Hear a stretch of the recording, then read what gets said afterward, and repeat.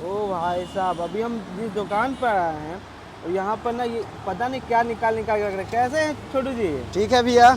ये क्या निकाल निकाल के रख रहे हैं? ये भैया चर्बी वाला रोगन है।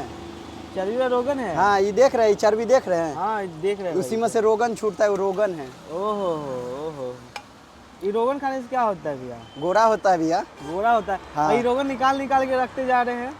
अभी रख रहे हैं, बाद में कस्टमर मांगते रहता है ना, शाम तक ना यही चलाना रहता है ना हम लोग को। अच्छा, ये तेल नहीं है? नहीं जी भैया, तेल नहीं है, सारा सारा रोगन है। रोगन है, रोगन पूरा तेल चर्बी वाला। में देखिए कितने सारा चर्बी है, ओहो। देख रहे हैं? हाँ। इसी में से छूटता है सब।